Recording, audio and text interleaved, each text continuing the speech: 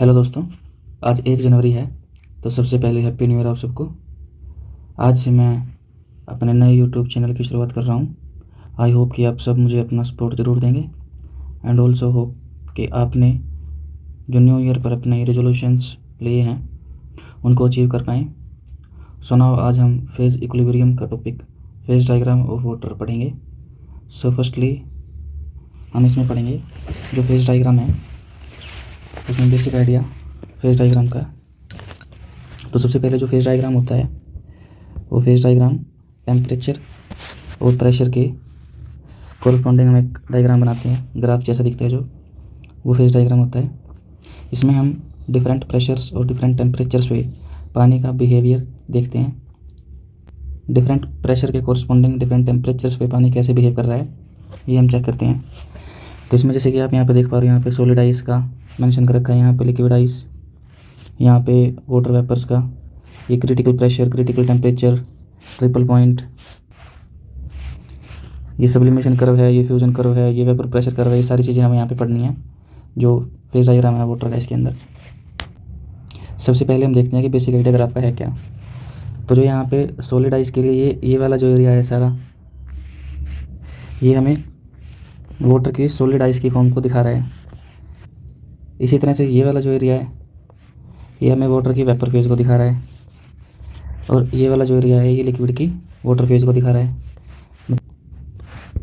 मतलब क्या है कि इससे आगे जो वाटर है वो लिक्विड फॉर्म में एग्जिस्ट नहीं कर सकता है, इस कर्व से आगे जो वाटर है वो सॉलिड फॉर्म में एग्जिस्ट नहीं कर सकता है। और यहाँ पे ये जो कर्व्स है तीनों, ये इनके इक्विलिब्रियम को दिखाती हैं कि वाटर जो है वो कैसे इक्विलिब्रियम में एग्जिस्ट कर रहा है। तो ये कर्व होती हैं फ्यूजन कर्व, ये वेपर प्रेशर कर्व एंड ये सब्लिमेशन कर्व। तो हमें जैसे अब इसका बेसिक आइडिया यही है। तो जैसे हम इस कर्व के ऊपर अगर हम एक पॉइंट लेंगे, जैसे कि यहाँ पे इसने एक्स पॉइंट को अज्यूम कर रखा है। अब इस एक्स पॉइंट पे अगर हम टेम्परेचर को कांस्टेंट रखते हुए प्रेशर को इंक्रीज़ करेंगे तो ये वाटर वेपर फेज है, ये लिक्विड की तरफ जाएगी। टेम्परेचर जब कांस्टेंट होगा और प्रेशर जब बढ़ेगा तो सिंपल सी बात है, अगर किसी एक कंटेनर के अंदर वेपर्स हैं उसके ऊपर से जब हम प्रेशर लगाते हैं तो प्रेशर जब लगेगा तो ये लिक्विफाई होगा नीचे वाटर। तो कांस्टेंट टेम्परेचर पे जब यहाँ पे टेम्परेचर कांस्टेंट रख देते हैं, तो जब किसी भी कांस्टेंट टेम्परेचर पे जब हम प्रेशर को इंक्रीज़ करते हैं तो वाटर है जो अपना वो लिक्विफाई होता है। और सेम ऐसे ही जब हम किसी कांस्टेंट टेम्परेचर पे प्रेशर को कम करेंगे तो जो वाटर है वो वेपर्स की तरफ जाएगा। अब जैसे टेम्परेचर जब कांस्टेंट है और प्रेशर को जब हम रिड्यूस करेंगे, यानी कि इस जो पिस्टन है जब इसको ऊपर की तरफ लेकर जाएंगे तो ये वेपर्स फॉर्म में जाएगा। अब इसी तरह से हम एक कांस्टेंट प्रेशर पे इसका बिहेवियर देख सकते हैं। तो यहाँ पे इस पॉइंट के से जो सी की तरफ जाते हैं तो यहाँ पे कांस्टेंट प्रेशर है, किसी एक प्रेशर के ऊपर जब हम देख रहे हैं इसको यहाँ से, तो हम यहाँ से किसी कांस्टेंट प्रेशर पे जब देखेंगे तो टेम्परेचर यहाँ से कम हो रहा है।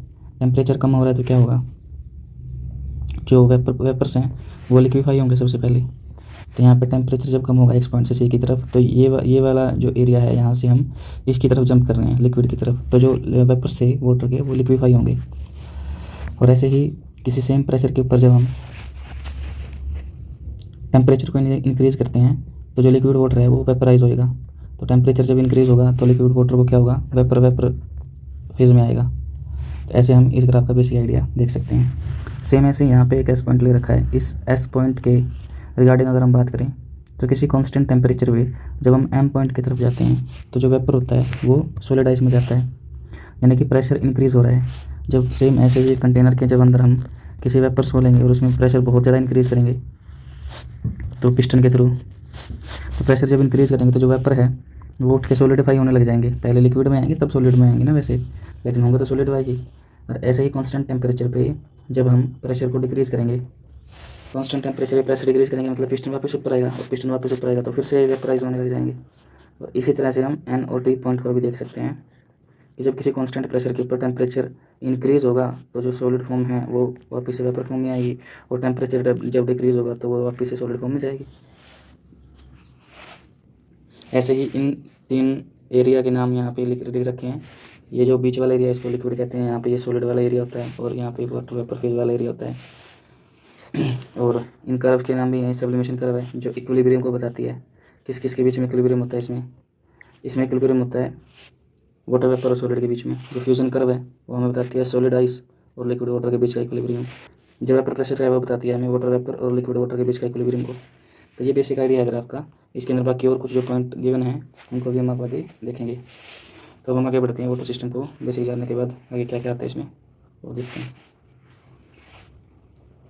तो सबसे पहले हमें आता है कि जो वाटर है उसके 3 फेजेस होते हैं, सॉलिड, लिक्विड और गैस। गैस को यहाँ पे वेपर फॉर्म में लिख रखा है। तो जितने फेज हैं उतने ही इसमें इक्विलिब्रियम एग्जिस्ट करेंगे। तो ये 3 इक्विलिब्रियम यहाँ पे लिख रखे हैं। पहला इक्विलिब्रियम वो है जो लिक्विड और वेपर के बीच में एग्जिस्ट कर रहा है, यानी कि लिक्विड और वेपर के बीच में, यानी कि ये वाला जो हमें वेपर प्रेशर कर्व बता रही है। दूसरा इक्विलिब्रियम वो है जो सॉलिड और वेपर के बीच में एग्जिस्ट कर रहा है, सॉलिड और वेपर यानी कि सब्लिमेशन कर्व, सॉलिड और वेपर के बीच में, सॉलिड और वेपर के बीच में। तीसरा इक्विलिब्रियम वो है जो सॉलिड और लिक्विड के बीच में एग्जिस्ट कर रहा है, यानी कि ये फ्यूजन कर्व। तो एक ये कर्व है जो हमें, जो फ्यूजन कर्व है वो हमें सॉलिड और लिक्विड के बीच में जो इक्विलिब्रियम है उसको बता रही है। तब हम आगे देखते हैं कि ईच इक्विलिब्रियम हैज़ 2 फेजेस। सबके पास 2 फेज हैं। इसके अंदर लिक्विड फेज है, एक वेपर फेज है, इसमें सॉलिड फेज है, एक वेपर फेज है, इसमें सॉलिड फेज है और एक लिक्विड फेज है। उसके बाद हम पढ़ते हैं कि यहाँ पे जो ओ ए कर्व है उसका क्या सिग्निफिकेंस है, यानी कि ओ ए कर्व कौन सी है, ये वाली कर्व। इस कर्व का क्या सिग्निफिकेंस, जिसको हम वेपर प्रेशर कर्व बोलते हैं। ये रिप्रेजेंट करती है सबसे पहले equilibrium between liquid water and vapour at different temperature. अलग अलग टेम्परेचर के ऊपर जो वाटर है उसका इक्विलिब्रियम कैसा है, लिक्विड वाटर का और वेपर का। इसको हम वेपर प्रेशर कर्व बोलते हैं पानी के लिए, क्योंकि ये वेपर प्रेशर बताती है पानी का अलग अलग टेम्परेचर्स पे। हर एक टेम्परेचर पे अपना एक वेपर प्रेशर होता है, क्योंकि यहाँ पे जो वेपर प्रेशर कराया जब हम इसको नीचे एक्सटेंड करते हैं तो अपने पास एक टेम्परेचर मिलता है अपने को, कुछ भी एक्स वाई जेड। जैसे कि यहाँ पे ये दिखाया हुआ है, तो जो 100 डिग्री सेल्सियस के ऊपर जो वेपर प्रेशर मिलेगा वो अपने को इतना मिलेगा, इतना यानी कि कितना प्रेशर मिलेगा 1 atm। मतलब 1 atm और 100 डिग्री का कनेक्शन ये है, जब हम वाटर को 100 डिग्री सेल्सियस पे 1 atm पर हीट करेंगे तो वो वेपर बनाएगा। ऐसे ही अलग अलग टेम्परेचर पे, जैसे कि 218 atm एटमॉस्फेरिक टेम्परेचर पे जब हम वाटर को हीट करेंगे तो अपने को 374 डिग्री सेल्सियस टेम्परेचर की नीड पड़ेगी। तो ऐसे हमें डिफरेंट टेम्परेचर और डिफरेंट प्रेशर्स के बीच में वाटर की स्टेट का पता लगता है। ऐसे ही हम देख सकते हैं ईच प्रेशर, हर एक प्रेशर के लिए अपने पास एक टेम्परेचर होगा और हर एक टेम्परेचर के लिए अपने पास एक प्रेशर होगा। यहाँ पे हम डिफरेंट टेम्परेचर्स पे देख सकते हैं कि कितना कितना प्रेशर है। यहाँ पे एक टेम्परेचर के लिए यहाँ पे देख सकते हैं कितना प्रेशर है, यहाँ पे अलग टेम्परेचर के लिए यहाँ पे अलग प्रेशर होगा। तो हर एक टेम्परेचर के लिए अपने को एक प्रेशर मिलेगा और वाइस वर्सा हर एक प्रेशर के लिए अपने को एक टेम्परेचर मिलेगा। तो यहाँ पे जब हम जो कर्व ओ ए है इसका डिग्री ऑफ फ्रीडम जब निकालते हैं वाटर सिस्टम के लिए तो ये एक आता है, इसलिए हम इसको यूनिवेरिएंट बोलते हैं। ये जो कर्व है ये यूनिवेरिएंट कर्व होती है। इसकी जो डिग्री ऑफ फ्रीडम निकालने के लिए अपने पास एक फॉर्मूला होता है, जिसको हम, इस फॉर्मूले को हम गिब्स फेज रूल के नाम से जानते हैं, जिससे हम डिग्री ऑफ फ्रीडम निकालते हैं। ये होता है F = F - V+2। तब यहाँ पे देखते हैं कंपोनेंट जो है उसकी वैल्यू यहाँ पे 1 है और जो फेज़ है यहाँ पे वो 2 है। कंपोनेंट 1 मतलब है तो वाटर ही, वाटर के बारे में हम स्टडी कर रहे हैं। लेकिन वाटर के अंदर जब हमने पहले कर्व को जो देखा और एक कर्व को, तो हमने देखा कि यहाँ पे एक फेज़ वेपर की है और एक फेज़ लिक्विड की है, तो फेज़ अपने पास 2 हो जाएंगे। तो जब एक कंपोनेंट के अंदर 2 फेज़ होंगे और V+2 तो कॉन्स्टेंट की, तब हमारे पास डिग्री ऑफ फ्रीडम निकल के आती है 1। तब ऐसे हम इसकी डिग्री ऑफ फ्रीडम को फाइंड आउट करते हैं। अब हम आगे बढ़ते हैं इसमें। अब इसके अंदर जो है ओ ए कर्व के बारे में और कुछ बातें बताई गई हैं, जैसे कि यहाँ पे एट 100 डिग्री सेल्सियस के ऊपर जो वेपर प्रेशर होता है वाटर का वो इक्वल होता है 1 atm यानी कि 1 एटमॉस्फेरिक प्रेशर या फिर 760 mmHg के। जब यहाँ पे हम देखते हैं कि जब 100 डिग्री है, 100 डिग्री टेम्परेचर के ऊपर जो वेपर प्रेशर आता है इसका वो 1 एटमॉस्फेरिक प्रेशर आता है, इसको हम 760 mmHg भी बोलते हैं मरकरी के टर्म्स में। जो 1 एटमॉस्फेरिक प्रेशर होता है वो इन जनरल हम कंसिडर करते हैं कि जो पूरे एटमॉस्फेरिक का प्रेशर है वो हर बॉडी के ऊपर इक्वल लग रहा है, जिसको हम 1 एटमॉस्फेरिक प्रेशर बोलते हैं, जो 760 mmHg के बराबर होता है। और जब हम इस प्रेशर पे यानी कि 1 atm प्रेशर पे वाटर सिस्टम की बात करते हैं तो वो 100 डिग्री के ऊपर बॉयल होता है, जिसको हम वेपर प्रेशर ऑफ वाटर बोलते हैं। This is boiling point of water. तो यही तो बॉइलिंग पॉइंट होता है ना वाटर का। 1 atm के ऊपर 100 डिग्री के ऊपर बात करते हैं हम, जो पानी है वो बॉयल होता है।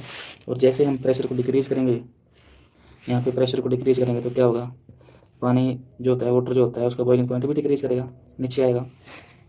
जब प्रेशर कम होगा तो पानी जल्दी बॉईल होगा, और अगर जल्दी बॉईल होगा तो क्या वो उतना गर्म होगा, क्या वो उतनी हीट प्रोड्यूस कर पाएगा, हीट। तो कम टेम्परेचर पे जब पानी बॉईल होगा तो उतना ज़्यादा गर्म नहीं होगा।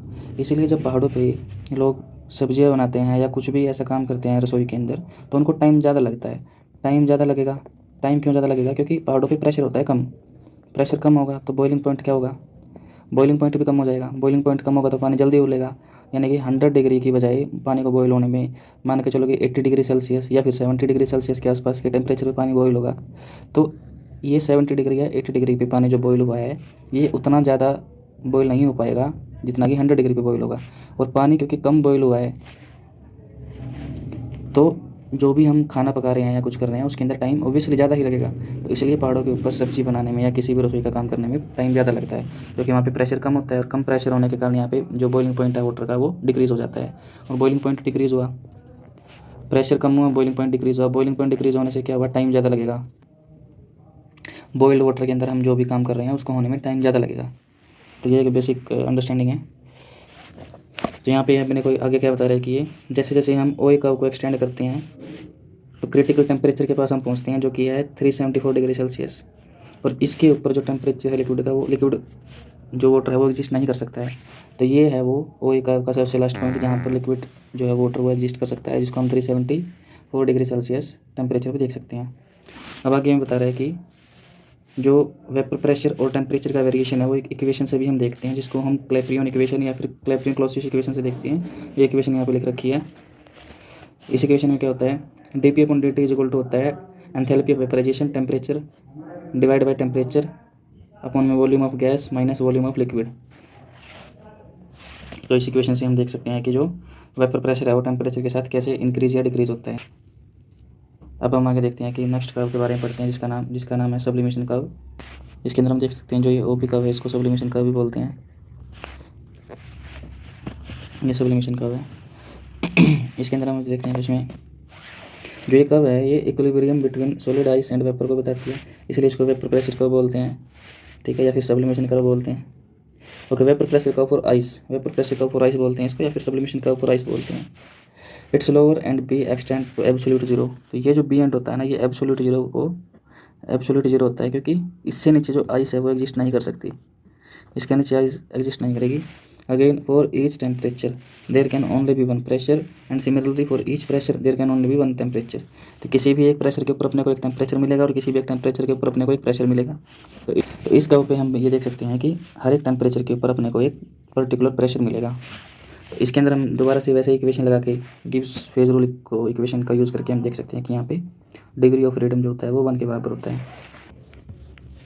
Variation of vapour pressure of ice with temperature, ये हमें क्लैपेरियन या फिर क्लैपेरियन-क्लॉसियस इक्वेशन से पता लगता है, जो हमें यहाँ पे दी गई है dp/dt enthalpy of sublimation temperature volume of gas minus volume of liquid. और इसका हम लोगरिथम अप्लाई करके लिख सकते हैं ln/P2/P1 is equal to enthalpy of sublimation upon r T2 minus T1 T2। ये है जो मल्टीप्लाई में होते हैं। तो यहाँ पे अपने को पता लगा कि ओ बी जो कर्व है इसका क्या सिग्निफिकेंस है। अब हम आगे देखते हैं कि जो ओ सी कर्व इसका क्या सिग्निफिकेंस होता है। तो जो ओ सी कर्व है ये हमें बताती है equilibrium between solid ice and vapour, और इसको फ्यूजन कर्व बोलते हैं आइस के लिए। ये टेम्परेचर और प्रेशर बताती है जब सॉलिड और लिक्विड कैसे एग्जिस्ट करेंगे। ये बताती है वो टेम्परेचर और वो प्रेशर जिस पे जो सॉलिड आइस है और जो लिक्विड वाटर है वो को एग्जिस्ट कर सकते हैं, एक साथ एग्जिस्ट कर सकते हैं।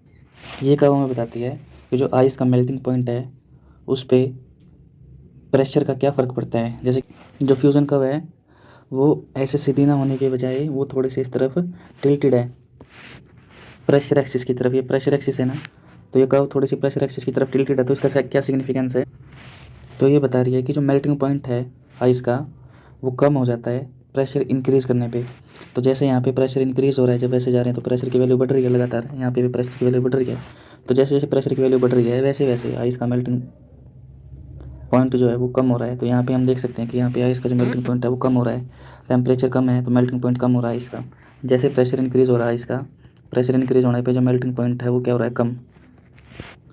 Vapour pressure of ice with temperature का रिलेशन हम बताते हैं क्लैपेरियन या फिर क्लैपेरियन-क्लॉसियस इक्वेशन से, जो कि सेम टू सेम उसी फॉर्मेट में लिख रखे हैं जैसे हमने पहले 2 इक्वेशंस पढ़ी हैं।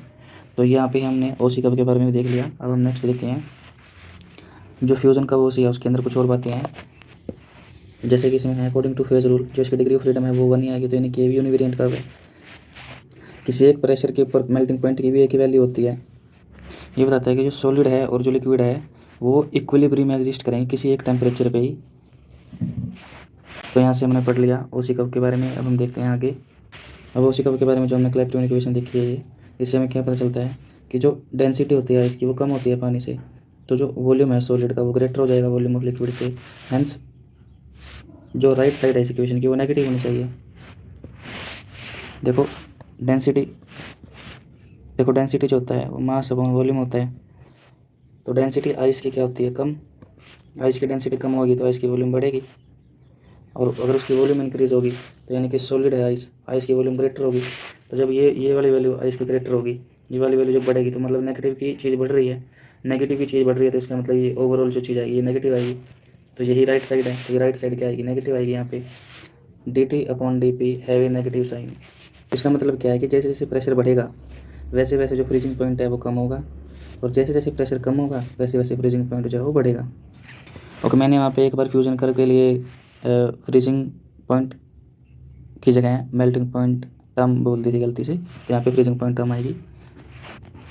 तो जो प्रेशर जब 1 atm डिक्रीज होगा तो जो फ्रीजिंग पॉइंट है वो 0.0075 डिग्री सेल्सियस से कम हो जाएगा। देखो यहाँ पे हम देख सकते हैं कि जो 1 एटमॉस्फेरिक प्रेशर जब है तब जो फ्रीजिंग पॉइंट है वो 0 है, यानी कि 0 डिग्री पे आइस बनेगी। 1 एटमॉस्फेरिक से प्रेशर जब 2 एटमॉस्फेरिक बढ़ेगा, यानी कि 1 एटमॉस्फेरिक इंक्रीज करेगा तो जो इसका फ्रीजिंग पॉइंट है वो 0.0075 डिग्री सेल्सियस से डिक्रीज़ कर जाएगा। तो यहाँ पे जैसे ही यहाँ पे 1 atm इंक्रीज़ होएगा तो यहाँ पे जो फ्रीजिंग पॉइंट की वैल्यू होगी वो इतने से ही गिरेगी, 0.0075 डिग्री सेल्सियस से नीचे जाएगी यहाँ पे वैल्यू। और उसके बाद हम देखते हैं कि जब 760 mm Hg या फिर 1 एटमॉस्फेयर की प्रेशर जो होता है तो जो फ्रीजिंग पॉइंट होता है वो 0 डिग्री सेल्सियस होता है। लेकिन जब प्रेशर को 4.58 mm Hg का लेते हैं तब हमारे पास जो फ्रीजिंग पॉइंट आता है वो प्लस 0.0075 डिग्री सेल्सियस आता है। तब हम यहाँ पे देखते हैं कि जब जो प्रेशर की वैल्यू है 4.58 होगी तो जो यहाँ पे जो फ्रीजिंग पॉइंट आएगा उसका टेम्परेचर होगा 0.0075 डिग्री सेल्सियस। अब यहाँ पे मैंने वो देखते हैं कि एरिया, लाइन और पॉइंट का क्या सिग्निफिकेंस है। जैसे कि मैं आपको पहले ही बता चुका हूँ कि ये वाला सारा एरिया सॉलिड है, इसको रिप्रेजेंट करता है, ये वाला सारा एरिया लिक्विड को, और ये वाला सारा एरिया वेपर को। यहाँ पे एक पॉइंट ये है जो ट्रिपल पॉइंट को बताता है, इसके बारे में हम आगे डिस्कस करेंगे। इन पॉइंट्स के बारे में मैंने आपको स्टार्टिंग में बताया था, और ये लाइन्स जो है हम डिस्कस कर ही चुके हैं सारे। तब हमें देखना है कि if a point in equilibrium lies in particular area और region the number of phases is 1, मतलब कि इन एरियाज़ में, सॉलिड आइस के एरिया में, लिक्विड वाटर के एरिया में या फिर वाटर वेपर के एरिया में, इनके अंदर अगर हम कहीं पे कोई भी पॉइंट लें तो वो फेज़ 1 होगा। क्यों? क्योंकि इस पूरे के अंदर एक ही फेज़ तो है सिर्फ लिक्विड वाटर का, इस पूरे के अंदर सिर्फ एक ही फेज़ है सॉलिड का, और इस पूरे के अंदर सिर्फ एक फेज़ है वेपर का। तो ये सारे सिस्टम तीनों को हम तीनों फेज़ के एरियाज़ के अंदर जब फेज़ की वैल्यू 1 आएगी तो हम उसको यूनिवेरिएंट बोलेंगे। जबकि जो ये कर्व्स हैं, फ्यूज़न कर्व होगी, सब्लिमेशन कब होगी, और एक वेपर प्रेशर कब होगी, इसके अंदर जो है दो फेज़ एक साथ एग्जिस्ट करते हैं। सॉलिड आइस और लिक्विड वाटर के बीच में इक्विलिब्रियम रहता है, सॉलिड आइस और वेपर्स के बीच में इक्विलिब्रियम रहता है, लिक्विड वाटर और वाटर वेपर के बीच में भी इक्विलिब्रियम रहता है। तो यहाँ पे दो फेज़ एक साथ एग्जिस्ट कर रहे हैं, तो इसलिए इनका जो डिग्री ऑफ फ्रीडम होता है लाइन्स के वो 2 होता है। एरिया का 1 होता है क्योंकि वहाँ पे एक ही फेज़ एग्जिस्ट करता है, लाइन्स के ऊपर इक्विलिब्रियम में तो 2 फेज़ एग्जिस्ट करते हैं, और जो ट्रिपल पॉइंट है इनके अंदर एक साथ तीनों फेज़ एग्जिस्ट करते हैं। तो ये ट्रिपल पॉइंट का जो डिग्री ऑफ फ्रीडम आएगा वो 3 के बराबर आएगा।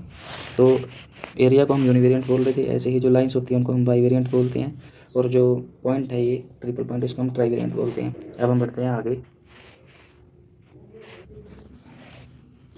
तो जो OA' कर्व है, यानी कि ये वाली कर्व है, ये हमें क्या बताती है, इसको बोलते हैं मेटास्टेबल इक्विलिब्रियम। ये क्या होता है कि जब वाटर को बिल्कुल प्योर फॉर्म में लेते हैं, उसके अंदर कोई डस्ट का पार्टिकल, कोई एयर बबल, कोई कुछ नहीं होता, और उसको जब हम फ्रीज़ कर दें बिना उसको किसी और इम्प्योरिटीज़ डाले, अगर हम उसको फ्रीज़ करें ना, फ्रीज़र में डालें, तो वो अपनी लिक्विड फॉर्म में ही रहता है, लेकिन बहुत कम टेम्परेचर पे भी, बहुत कम, 0 से भी कम टेम्परेचर पे वो लिक्विड फॉर्म में एग्जिस्ट करता है। इसलिए हम इसको बोलते हैं मेटास्टेबल इक्विलिब्रियम। अब इसके अंदर इसने क्या बताया, to cool water at any या फिर किसी और लिक्विड को उसकी फ्रीजिंग टेम्परेचर से भी कम के ऊपर हम उसको कूल करना चाहते हैं बिना कोई आइस फॉर्मेशन के, उसको हम बोलते हैं सुपर कूल्ड वाटर। किसी इम्प्योरिटीज़ का अवॉइड करना ज़रूरी होता है उसमें। तो यहाँ पे जो OA कर्व है इसको हम अगर और नीचे कंटिन्यू करें तो ये हमें OA' एक कर्व देती है, इसी को हम बोलते हैं मेटास्टेबल कर्व या फिर मेटास्टेबल इक्विलिब्रियम। अब हम देखते हैं आगे। मेटास्टेबल इक्विलिब्रियम क्या होता है, ये वो इक्विलिब्रियम है जो लिक्विड और वेपर के बीच में एग्जिस्ट करता है अलोंग द कर्व OA', और इसी को मेटास्टेबल इक्विलिब्रियम बोलते हैं। जब भी कोई छोटा सा भी पार्टिकल, या फिर वो डस्ट का हो या फिर आइस का हो या फिर एयर पार्टिकल हो, जब भी सुपर कूल्ड लिक्विड के कॉन्टैक्ट में आएगा तो फिर वो एकदम से सारा जो वाटर है वो सॉलिडिफाई हो जाता है। यहाँ पे जो ओ ए डैश कर्व है वो ओ बी कर्व से ऊपर है। ये देखो, ये ओ ए डैश जो कर्व है ये ओ बी कर्व से ऊपर है। तो इसका मतलब ये है कि जो वेपर प्रेशर है ओ ए डैश कर्व का वो ओ बी डैश कर्व से ज़्यादा है।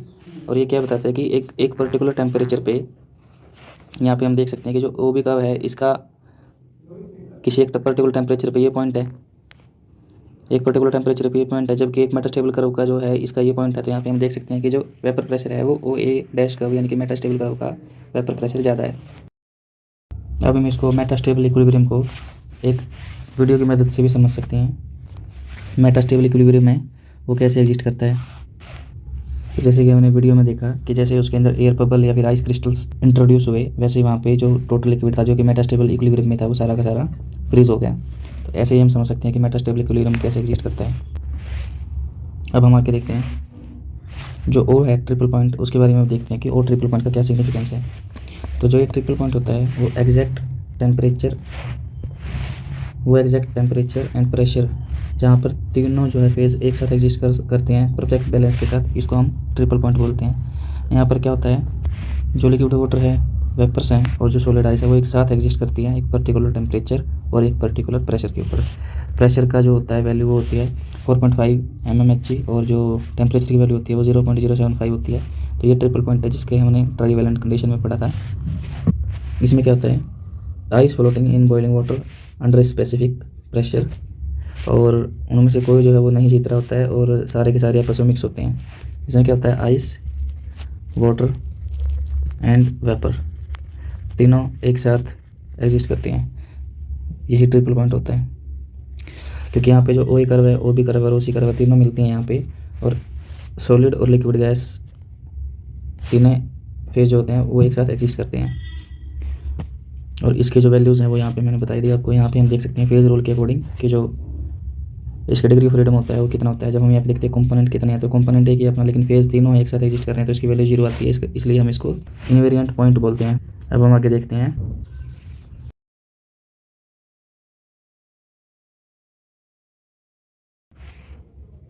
अब हम देखते हैं आगे